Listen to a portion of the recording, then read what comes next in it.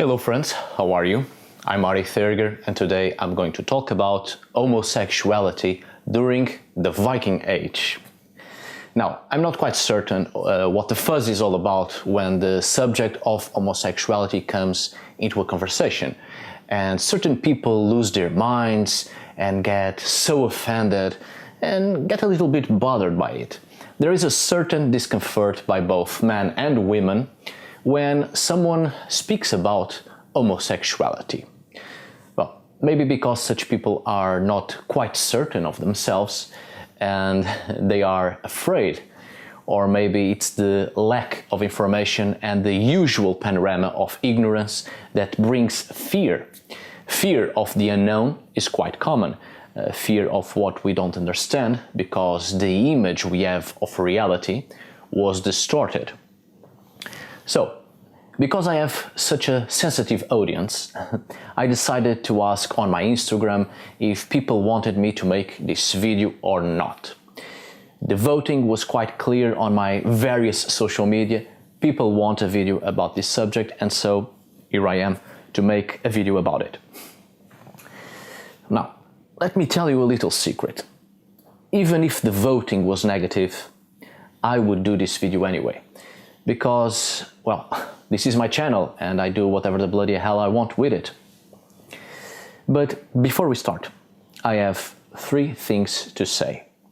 First, I'll save you from wasting your time and write down in the comments the question that is probably popping in your head right now. No, I'm not homosexual.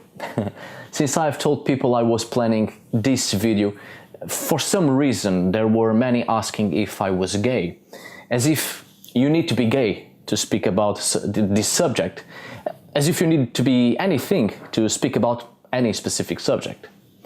It's not like a person being homosexual by some magical performance is able to go back in time and learn about all there is to know about homosexuality in the course of human history.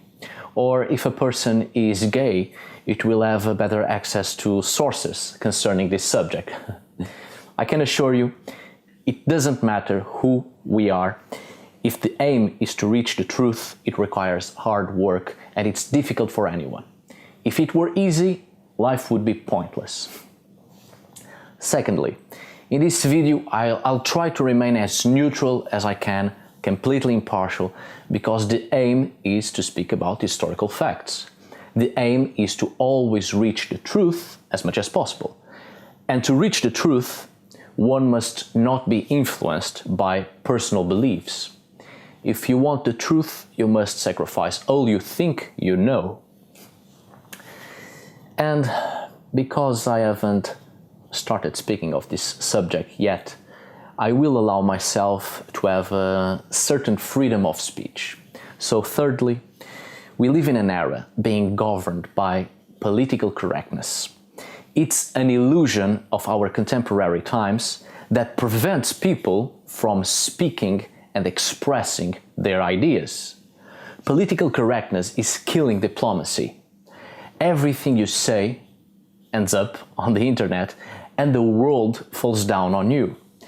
People are becoming too afraid to speak their minds because someone will be offended and then you will suffer retaliation. Political correctness is killing our ability to communicate with one another. Therefore, a lot of knowledge isn't passed around. And equally worrisome is that this silence doesn't help at all in solving real problems of our world and societies. It actually creates even more problems to add to the already existing ones. We live in a fragile society where many people refuse to acknowledge the real world because it's hard and ugly. So many create a little bubble and live inside it, a bubble of personal fantasies and delusions, which is quite fragile and it shatters whenever someone says something that shakes the very foundations of that fragile little bubble. I understand to a certain point that the truth might hurt and be quite hard, but if you think about it, it's not the truth that it's hard. The problem is that people create this little bubble of delusions and personal fantasies, and when something gets in, people lose their faith, anxiety settles in, and at all costs they try to deny reality. So it's not the truth that it's hard, because the truth was always there. It's one's detachment from reality that destroys our judgment and ability to perceive the world around us. When you detach yourself from reality, you are blocking a wondrous variety of information, and without information, you become ignorant to the truth. Ignorance brings insecurity, and so you will rely on someone's authority and seek their guidance. But someone's guidance is nothing more than that person's own views and perceptions of reality. So your knowledge is limited to that person's only views, and you fail to see a broader panorama. When that happens, you completely lose the sense of freedom, true freedom of the mind. So, political correctness is a social disease of our modern world. And remember this, no matter who you are, what you say, and what are your actions, someone, somewhere, will always be offended. Because we are all different, and no one believes in the same things. No one loves or hates the exact same things. If you want freedom of speech, you have the right to offend someone. And if the other person wants to be heard as well, they have the right to be offended and offend back. That's how we communicate with each other. That's how we solve problems, with polite and civilized conversations that constantly turns upside down our perceptions of the world and makes us see beyond. This is actually the main reason why I'm making this video, because I don't really care who is so fragile to the point that a normal subject such as this completely makes them feel offended and insulted. Such an outrage, such a scandal. Oh gods, how will I ever survive without my little bubble of delusions? So I will not be intimidated just because of a handful of fruitcakes and their concrete wall of bigotry. Such small minds have no place in this channel yet. As one of you said, that you like my channel so much, but if I ever did this video, you will live, well, by all means, live and seek knowledge elsewhere and educate your mind. When you let go of the fragility of your current perception, you are welcomed back. When you build up a stronger mind. In the meantime, let's start this video because I haven't spent countless days on research and acquiring sources for nothing. Before we jump into the Viking panorama of Scandinavia, we need to understand the views on homosexuality of ancient societies, particularly in the European reality of the Middle Ages, because the mindset of that time obviously influenced the medieval Scandinavian collective consciousness, and as such it will reflect on the social behavior towards homosexuality itself. So I'll try to summarize that as best as I can, so you have a general idea. There's nothing new about homosexuality in the history of mankind. In fact, the concept of homosexuality did not exist until very late. And you will be surprised, as I was while researching early medieval sources. Homosexuality did not exist as a concept because it wasn't seen as something abnormal. Sexual intercourse between people of the same gender was as trivial as sexual intercourse between two people of the opposite genders. In fact, in many civilizations, archaeologically speaking now, as far as we are able to go of course, had many rituals to communicate with the divine that involved copulation between same-sex couples. In ritual, a man dressed as a woman represented the spirit of great joy, which was a way to obtain sacred knowledge from supernatural forces. And I'm proud to say I was on an archaeological excavation in southern Portugal, dating from the Mesolithic, I think, where such a man was found, a male shaman dressed as a woman. But, well, that's a matter for another time. In ancient Greece, there was no perception of homosexuality. Well, jesting a bit with this, in ancient Greece, if someone fancied another person, regardless of gender, they would like to have sex with that person.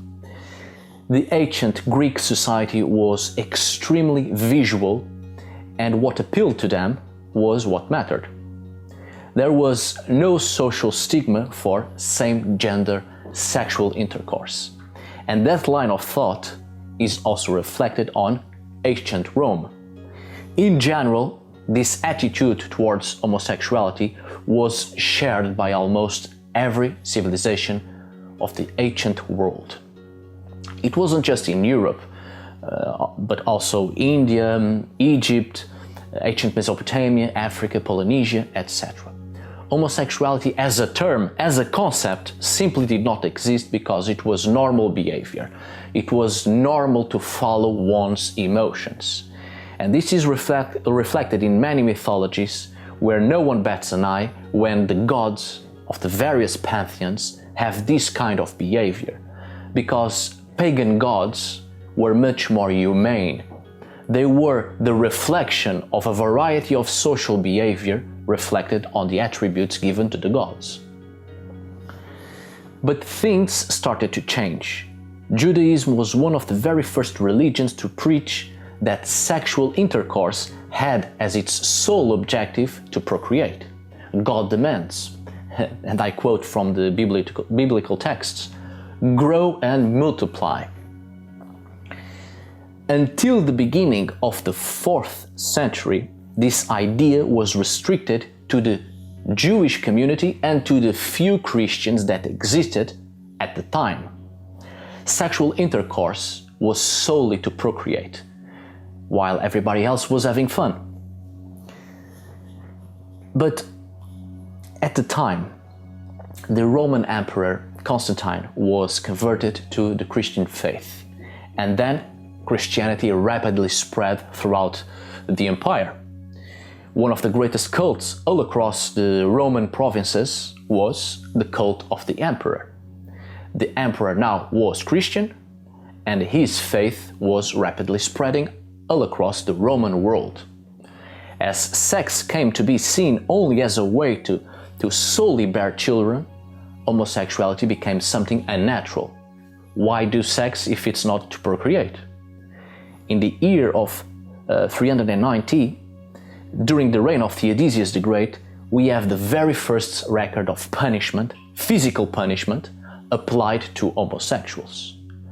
Before this, we have records of same-gender sexual intercourse in a variety of cultures and different social and religious panoramas, but never any indications of being something abnormal. In fact, in most pre-Christian societies, gays and lesbians were seen as being blessed by the divine, to the point that in ancient Mesopotamia, having sexual intercourse with homosexuals was a religious rite. One of the oldest and most important sets of laws in the world was elaborated by Emperor Hammurabi of ancient Mesopotamia, more or less about 1750 before the Common Era, which contains some privileges that were given to homosexual prostitutes who participated in religious cults. The first text with a law prohibiting homosexuality was declared later on in 533 by the Christian Emperor Justinian. He linked all homosexual relationships to adultery, for which the death penalty was the price to pay. And later on in 538 and 544, other laws forced homosexuals to repent of their sins and to do penance. And with the birth and expansion of Islam from the 7th century onwards, along with the continuous expansion and increasing power of Christianity, it was reinforced the theory of having sex for procreation only. However, for a very long period, many centuries actually, until the mid-14th century, the general faith condemned the pleasures of the flesh as a whole. But in practice, the customs remained the same. So people fornicated with each other anyway. The church was confronted with a series of crises, of course, and Protestantism happened, and many people were converted after the Lutheran Reformation. Also, with Renaissance, classic values were brought into the scene once again. And various artists, painters, writers, playwrights, and poets celebrated the love between man. So during the Middle Ages, there were a lot of changes in the social and religious panorama, but virtually things remained more or less the same when it comes to the pleasures of the flesh. Now, pay close attention to this. During the 14th century, the Black Death spread all across Europe and killed 5 million people. At the time, no one knew the cause for the disease, so people started to enter the panorama of speculation, which then was extended to the field of family values and customs and good religious conduct. It was perceived that the scene in which people lived, same-gender sexual intercourse and other things, became known as the cause of the Black Death and several other catastrophes that befell the European society. Jews, women in general, heretics and sodomites have become the cause of the evils of society. There was no other solution than the eradication of these groups, so strong measures have been taken. In Florence, for example, sodomy was banned in 1432 with the creation of the Ufficiali di Notte, agents of the night, which resulted in 70 years of persecution of men who had relations with other men. And many were convicted, and the penalty for this sin that caused all the evils of the world was death. Such laws have been established in several other European countries.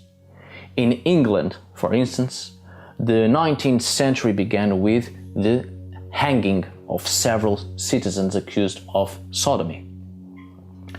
All this to tell you that homosexuality only became a problem due to religion, quite specific religions, and due to ignorance.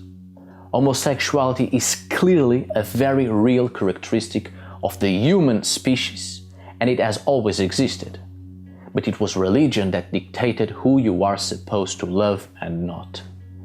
Before such religions, nothing of the sort happened. Homosexuality wasn't abnormal or evil, but with the changes in laws and religions of the Middle Ages, this would influence the collective mind of medieval Scandinavians, particularly during the Viking period, when Scandinavians had a great contact with continental Europe. So how did the Norse peoples perceive homosexuality? Let's find out. By now you have probably noticed that it's hard to find written evidences about lesbians. Women have been overshadowed by history because most societies have been patriarchal, and so in history it is recorded the doings of men. But fortunately there are archaeological evidences, and it's easier to find homosexuality in both genders in engravings, paintings, illustrations, etc., which the great majority in ancient societies are related to the religious life, ceremonies and rituals. You see, homosexuality as a whole isn't something that has been extensively written down in pre-Christian times simply because it was regarded as normal behavior. Most historical records of the past deal with important events within a culture and a society. Trivial things weren't written down. People would not write down about a person who had regular meals a day. What's so intriguing about that? No one would write down about how many times someone would, I don't know, inhale air to be alive. Trivial and normal things within the society were not necessary to record. Homosexuality starts to appear in the written records precisely when it becomes something abnormal due to religious ideas and ignorance towards natural events. There is a great fuzz about homosexuality when it becomes a sin and not accepted by the Western society and, well, other societies who ended up absorbing monotheistic Middle Eastern religious perceptions. So this is exactly what happens during the Viking period in Scandinavia. In fact, in pre-Viking Scandinavia, it's quite clear that homosexuality was regarded as something perfectly normal. It's precisely during the Viking period that things start to change within the Scandinavian society, when the Norse start to go Viking and have more contact with continental Europe and therefore with Judaism, Christianity and Islam.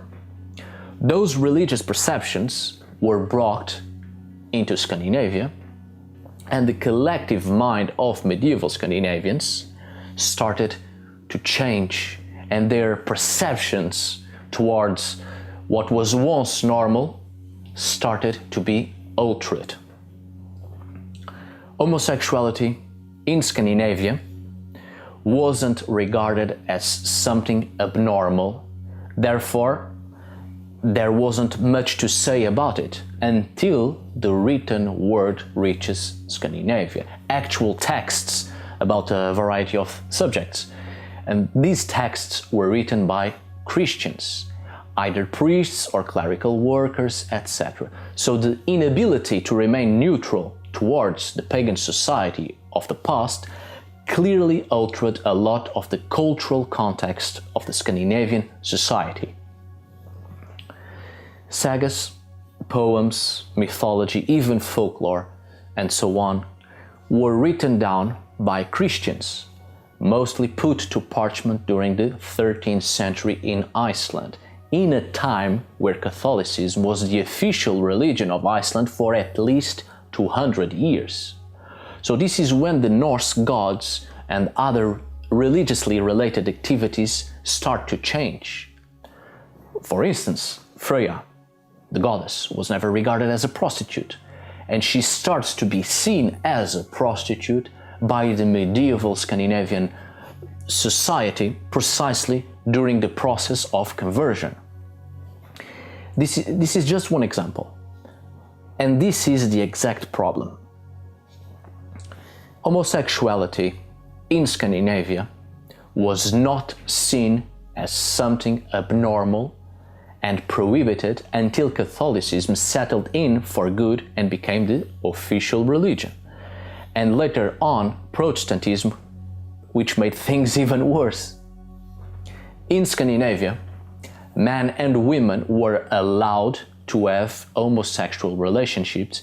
In fact, like in many other cultures, homosexuality wasn't a concept at all, but the way homosexuality was regarded in Scandinavia was the exact same way it was regarded in other cultures, such as Greek, Roman, Egyptian, Chinese, Japanese, etc. Regardless of gender, a person still had duties to perform. Duties towards the family and the community, which means a man was allowed to have his male lovers and a woman was allowed to have her female lovers, as long as they kept their duty of procreation. Now, this has nothing to do with the Middle Eastern religious idea that sexual intercourse was only for procreation. No. People had a property. They had to generate family so that the property was kept within the family. People had the duty to continue their lineage so that lands and titles could continue within the family. Men and women still had to marry and bear children with the people appointed to them to create alliances. This was their duty regardless of their sexual orientation, which means a man could still be married to a woman and vice versa, but they could still keep their lovers. Homosexuality simply did not exist as a concept, so a man keeping his male lover was the same thing as keeping a female lover. The point here is that they could still keep their lovers, as many kings would do, but they still had to perform their duties to generate descendants to work on their lands, to possess their titles, to keep on with the family name and keep the family's possessions within the family. And marriage to create alliances and other contracts that would be beneficial for both parties. This was the panorama in many societies, and it wasn't different in pre-Christian Scandinavia. With the increasing introduction of Christian religious beliefs, homosexuality became a problem. Not only because it was a sin, but because many people, both women and men, refused to go on with their duties to generate a family because of their sexual orientation. And so, to avoid that, the Christian perception towards homosexuality was the perfect excuse to end the reluctance people had in performing their duties. Now, here's another important aspect within the sources. The new religious panorama generated new insults among the Scandinavian society. Ergi is often the term used as an insult to call a man effeminate or homosexual in the Viking society. Now, the term ergi isn't quite what we think it is. It clearly became an insult in the late medieval society of Scandinavia, but it wasn't an insult before that. The term ergi, related to homosexuality or someone effeminate or gay, is a fail in translation. You have to remember that there are various linguistic evolutions within the Scandinavian society, from Proto-Germanic to Proto-Norse. Well, obviously there is a big jump until it evolves to the dialects that are collectively referred to as Old Norse, until we reach the period of Old West Norse, mostly spoken in Norway, Iceland and parts of England. Then Old Icelandic and translations from Latin. So there is a long mistranslation of various words and terms. Not only that, but because written sources were written by Christians in a society already quite detached, culturally speaking, from their pagan past, many terms concerning the magical, religious and supernatural activities of the pagan past, Christians simply did not understand them anymore and their actual meaning, and many words were translated too literally. As the example I've given before of the word World Tree Yggdrasil, regarded as an ash tree, which is in fact a mistranslation and it's actually a yew tree, which is a big difference. The fail in understanding the meaning of the term ergi was passed around as being the term for homosexuality and being effeminate, etc. So it became an insult. And it became an insult also because it is related to magical and ritual pagan activities which were forbidden by Christians. Therefore, calling someone an ergi as an insult was also to try to prevent people from continuing their pagan practices. Ergi is in fact a term used for a specific type of magical work.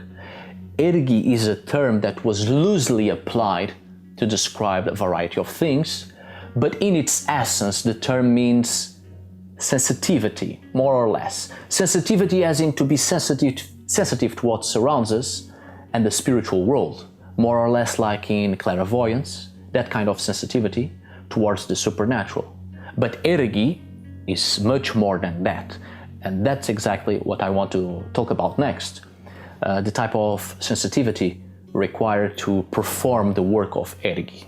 Because in the texts, Ergi became an insult for both men and women, precisely because the texts were written by Christians who not only failed to understand the meaning of the word and what kind of magical practices were being performed, but also because heathen practices were forbidden.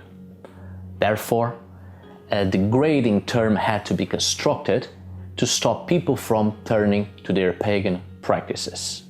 There was a corruption of the term ergi, which is why it is wrongly understood as being an offensive term to label someone homosexual.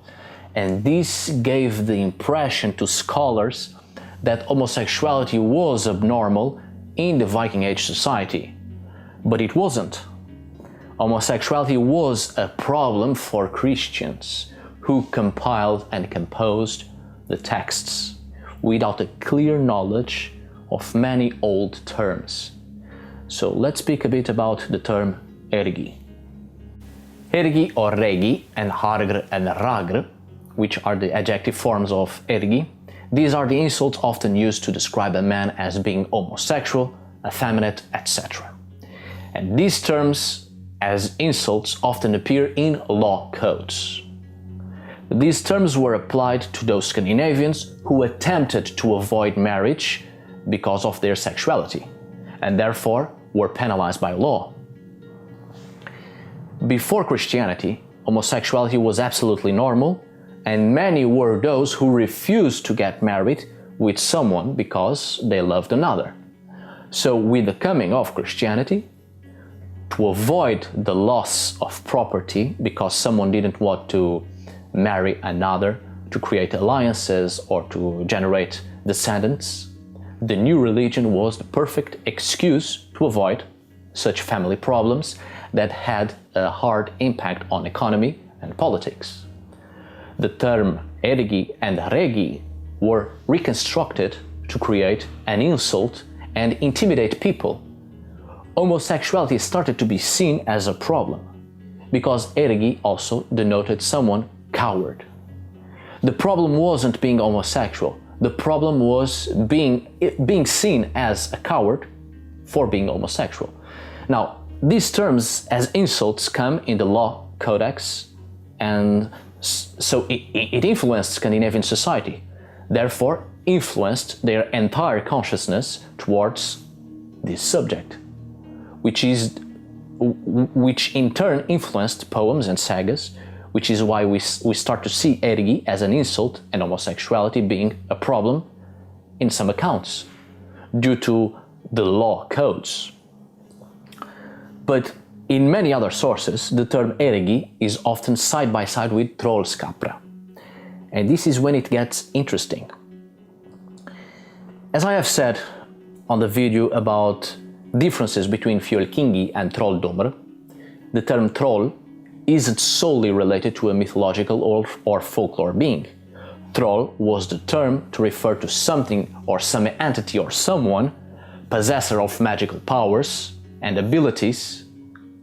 So Trollskapr is a magical activity or performance within Nordic sorcery, which means it's something practiced by someone who is troll knowledgeable in magic and possessor of magical abilities. Virtually any worker of magic could be labeled as a troll, which is why the term troll becomes a negative term precisely during medieval Scandinavia, because With Christianity, people who practiced any form of magic were ostracized by the Scandinavian Catholic society. So the term troll became something related to an evil and deformed creature, which were nothing more than magic practitioners and sorcerers. Understand this, because it will be important to understand the term ergi. The meaning of troll and Trollskapr does not solely refer to a particular race or species, or a human witch or sorcerer. It's also related to a fluid state of being that can be entered into without restriction by human limitations. This is why both troll and ergi often come together, both words or terms being a reference to a state of consciousness which is an essential quality of magic. In magic, everything is upside down or inside out, and that can be described as ergi or Trollskapr. Ergi, in older sources, by definition, is a consciousness-altering ritual. It is what we call nowadays the performance of the backwards way, to turn everything upside down. By all definitions, it is applied to chaos magic, often perceived by Christians as something evil and maleficent. So obviously, to Christian religious understandings, it's something bad and at all costs to be avoided, and to put an end to the practice, lest it affects Christendom. I repeat, ergi and adjectives derived from the term, such as argr, became regarded as something obnoxious that went against the normal conduct of a society. And since homosexuality in Christian Scandinavia was seen as something abnormal, it enters in the category of ergi. Ergi, this consciousness-altering ritual, required sensitivity, gentleness, so that the ritual performance can be clear. This quality is named ergi in the mythic poems and the sagas. Ergi is the most exoteric and enigmatic aspect within Seidr itself, but also highly misunderstood because of the alterations in law codes of medieval Scandinavian society influenced by Christian religious perceptions. Ergi was related to magic skillfulness and sexual perversion, because most likely sexual acts were also part of the ritual of ergi, to achieve or help induce an altered state of consciousness. The idea of the unmanly Seidr man, the man who practiced Seidr, is heavily dependent on the Viking Age's narrow definition of acceptable masculinity and sexuality due to foreigner religious influences. Remember this little phrase, because if you are a real pagan, I'm sure you will understand this perfectly well. Nothing happens in contradiction to nature, only in contradiction to what we think we know of nature. If you are not yet convinced by my explanations of ergi, let's see it in the sources. For instance, Gisla saga, there is the use not only of the term Trollskapr but also the word ergi, both coming together in the same magical performance. Something wicked that Thorgrimr does when performing his evil rite. Most Icelanders nowadays believe that ergi is an old Icelandic synonym for homosexual practices, but it seems improbable that in this rite involved anything of that kind in this particular source. The word ergi has a variety of meanings in the 13th and 14th centuries in Iceland. By the end of this video, I'll have many sources for you to consult if you want. But let's see what the sources say about the term ergi. Ergi is rarely used of women, but when it is used, can refer to spontaneous lust shown by them. In Egil saga, the woman is seized by an uncontrollable lust towards man, which she terms ergi. The related adjective argr is also used in Oxwalk, about the Roman goddess Venus and her incestuous and promiscuous love life, where she is described as, and I quote, being so lustful and evil that she lay with her father and several other men and behaved like a whore. In both cases, it is very clear that the term ergi is seen as unnatural and that lustful behavior is involved. Now remember, this is the term ergi applied to women. So, as you can see, it is a term loosely applied to describe what the Catholic Scandinavian society thought it was unnatural and evil. Ergi can also be used to refer to two men having sexual relations with each other, which presumably is seen as something dishonorable in late medieval Scandinavia. This meaning of the word has survived to this day, and it is presumably what is meant when somebody is called Trollskapr in Sturla Thordarsson's Indinga saga, which derives from the adjective argr, to be a man interested in playing the female part in sexual relations with another man. So it became an insult in sources of this period. Ergi sometimes means something effeminate, something that man cannot do without losing manliness. It became a custom of insulting a man by calling them by the names of she-animals or claiming that a man gave birth to children. In Kristna saga, the bishop is accused of having done this and gave birth to a child. Therefore, he is ergi, effeminate. In Grimskvida, the god Thor is concerned that the Aesir would see him as a hargr if he dressed up as a woman. The word hargr is also used when Odin and Loki trade insults in Lokasena, and Odin accuses Loki of having switched sexes. Ergi can mean a lack of courage, which presumably is regarded as lack of manliness. In modern Icelandic, ragr is mainly used for cowardice, and it seems clear that the words argr and ergisk refer to a lack of boldness, as we can understand, for example, in Grettis saga and Hrafnkel's saga. And finally, ergi is something done as part of the ritual of magic, as in the case of the curse of Thorgrim, as we can read in Gisla saga. So it would seem that cowardly men can be seen as switching genders, and the same would go for men who have had sex with each other, but into the same meaning of ergi, excessive female lust is also integrated into the same concept as male lack of courage, effeminate behavior, or on the part of men and homosexual relations. One explanation might be that women were not supposed to demonstrate lust, and ergi would then refer to those of both sexes who do not fulfill their gender role. But on the other hand, there are no clear examples of the word being used about those women who dress up in the clothes of men. But ergi also, as I have explained before, is also connected to magic. There is a good example of the word ergi being connected with magic in the Ynglinga saga, where Odin's skill in black magic is described.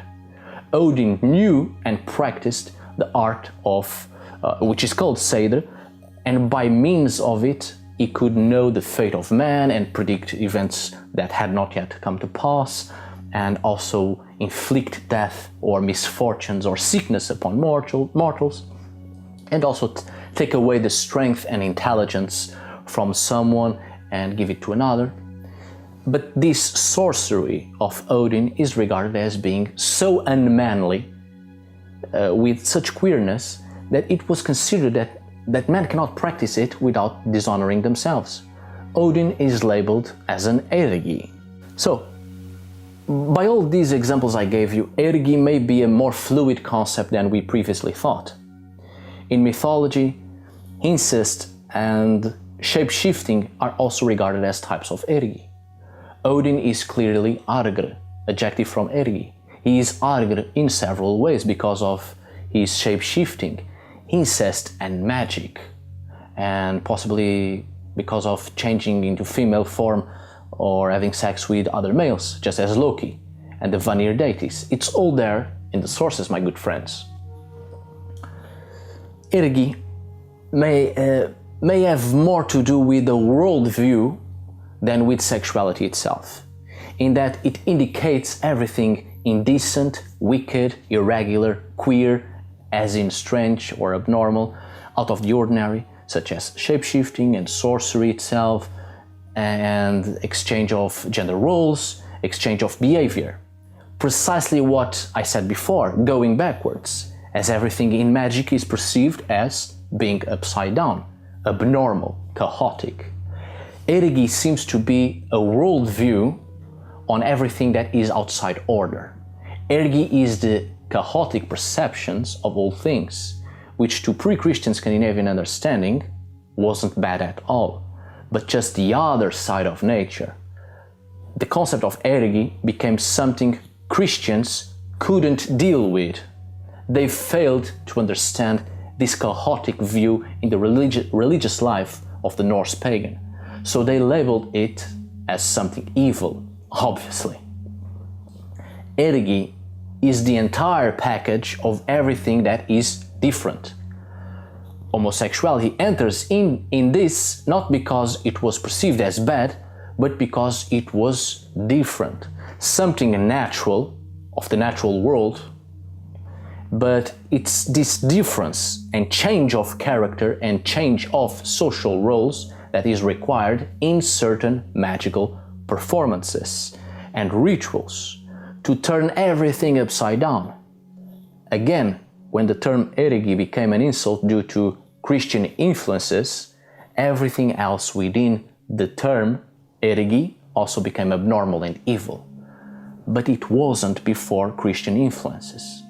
Ergi was a worldview, and we can still find evidences of that worldview in many sources, although obviously greatly altered by Christians, and therefore the essence of the term isn't quite clear because of the fail in understanding the pagan cultural past from which those who wrote the sources were already greatly detached from.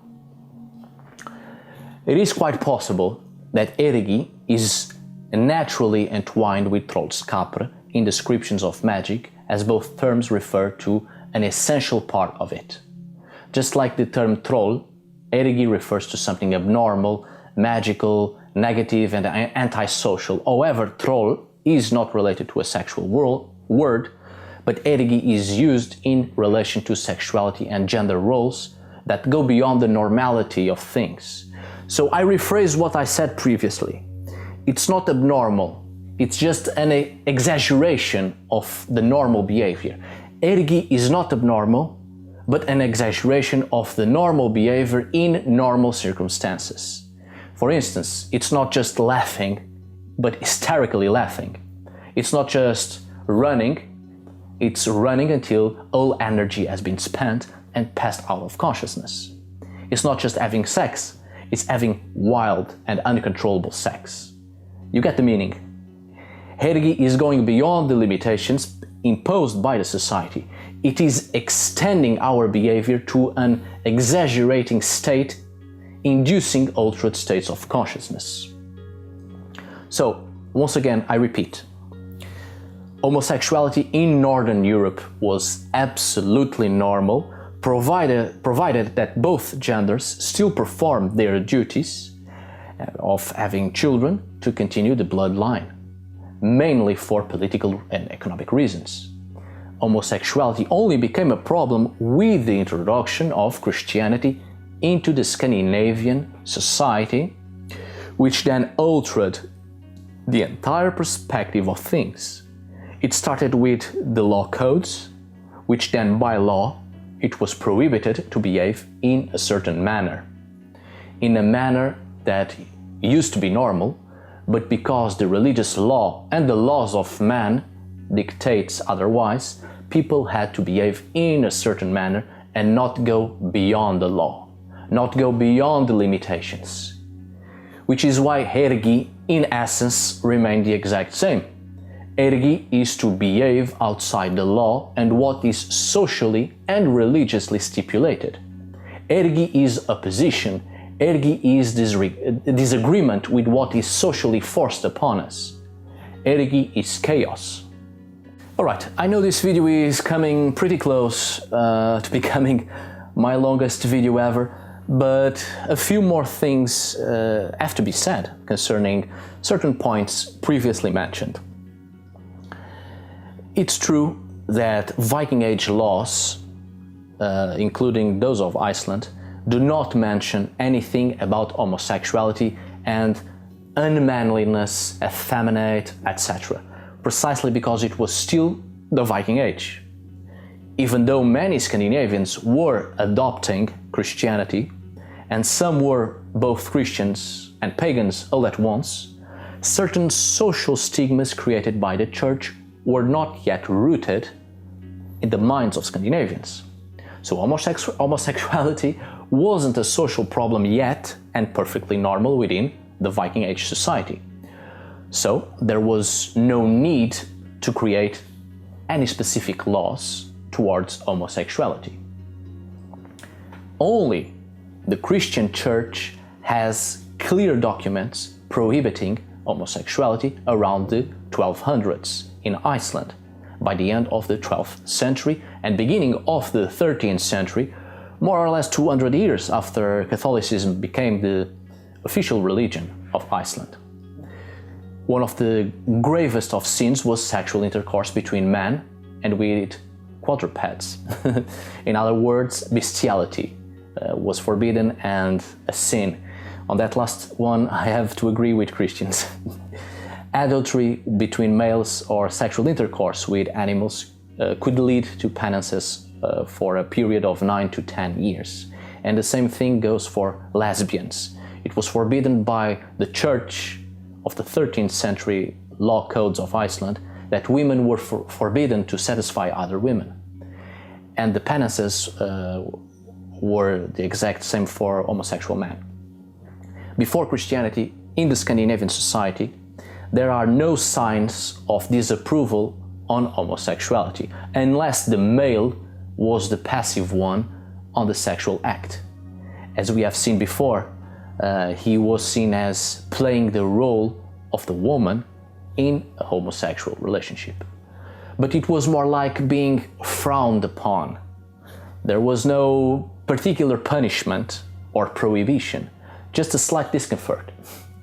The thing was, leadership was a greatly valued attribute or quality among the Norse. So if in a homosexual relationship one would not show his qualities of leadership, well, that person would be frowned upon. And that's just it. It's always a question of mentality dictated by the society people live in and their perspectives of right and wrong. There are, however, cases of defeating an enemy or turning them into slaves and raping them as a form of humiliation. Homosexuality was perfectly normal, but the act of raping was to humiliate both women and men. It was to show someone's leadership over the other, and therefore label the person that was raped as a coward. Castration of a defeated or vanquished enemy was also common, again as a form of humiliation. But these aspects of humiliating an enemy is a very different thing, obviously. Homosexuality was not evil or against the laws of nature, and all that sort of thinking among the Viking Age society before Christianity came into the scene. That much is quite clear. Love-making between women and between men was condemned by the Church. There are cases clearly documented that a man could have a variety of women lovers, concubines, but at the same time have a wife. There are a couple of different scenarios here. The man was allowed to have slave concubines, and his wife was allowed to have other slaves as their lovers. It so happens that among all these relationships it was quite common for a man and a woman to have both genders as lovers, as long as such lovers were from lower classes. There are even cases of men with multiple women lovers and his wife shares them. So this shows cases of lesbianism. A man was also allowed to have male lovers. We often talk about the Romans and their orgies, but the Scandinavians were hardcore too. Of course, a free woman was allowed to prohibit her husband from having lovers and threaten him with divorce. But Viking Age women threatened their husbands with divorce all the time for a variety of reasons. There are evidences that it was common, quite common actually, that there were some men who acted as homosexual concubines or prostitutes, and these men were apparently called Trollskapr, which means a homosexual man who was paid for his sexual performance. Previously, I have talked about Odin, Loki, I have mentioned the Vanir deities. Well, in the divine panorama, homosexuality wasn't unknown, which isn't surprising since mythologies reflect a culture of a specific people. So if homosexuality was regarded as normal in the Nordic pre-Christian societies, obviously it will be noticeable on the mythological panorama as well. Loki is the very personification of Ergi, completely exaggerating all sorts of behavior. He clearly plays a role as a bisexual deity, as he takes both the role of male and female in sexual intercourse throughout the myths. Although I must confess, and I was talking with one of you about this just the other day, I honestly think Loki is the remnants of an older tradition closer to animistic and shamanic concepts of the divine.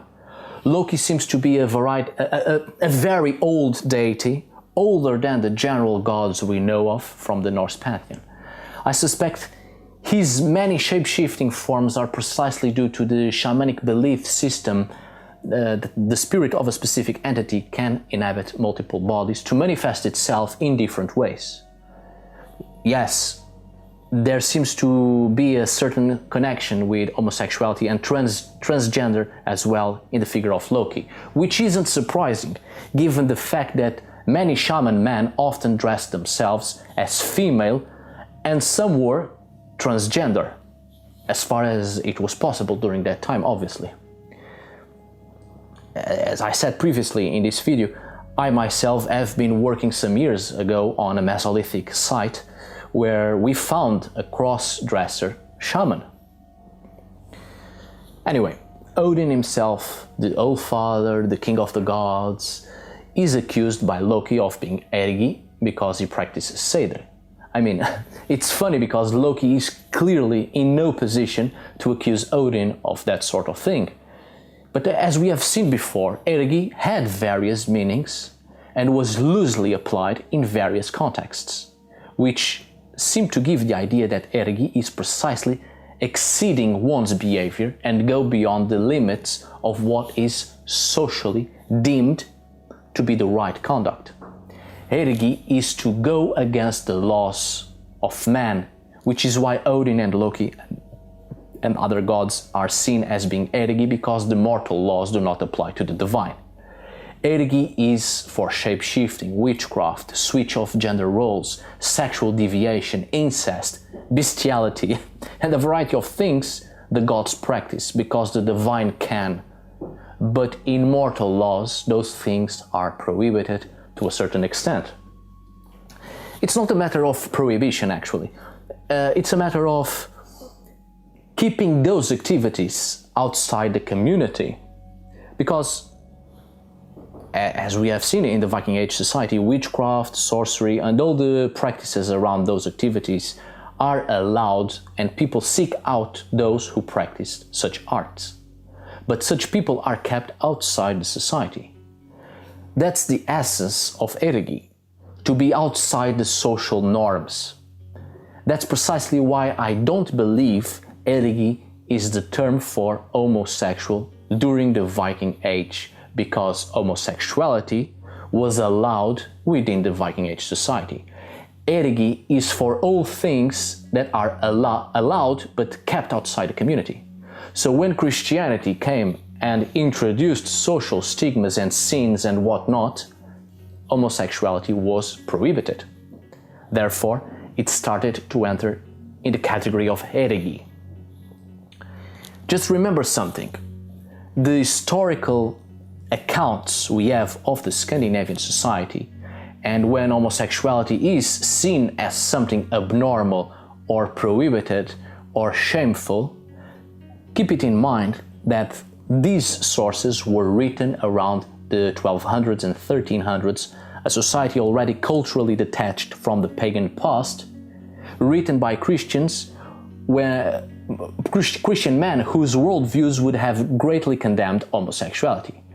So what you are reading is in fact a completely different worldview from that of the pagan society of Northern Europe. As I've said before, nothing happens in contradiction to nature, only in contradiction to what we think we know of nature. It's always about worldviews that create clear limitations on our perception of the world. Alright, my dear friends, I hope you have enjoyed this video. By the end of this video, I'll have sources for you to consult if you are interested, the same ones I have used to make this video. With that being said, I would very much like to give special thanks to all of my patrons who have supported me for a year already. Without them, my videos would not be possible. Such a thorough work requires a lot of resources and many days of work. Thank you so much, my dear patrons, and of course, thank you all for watching my content. If you found this video interesting enough and useful, please do share it as much as you can. That will be of great help as well. Tack för idag!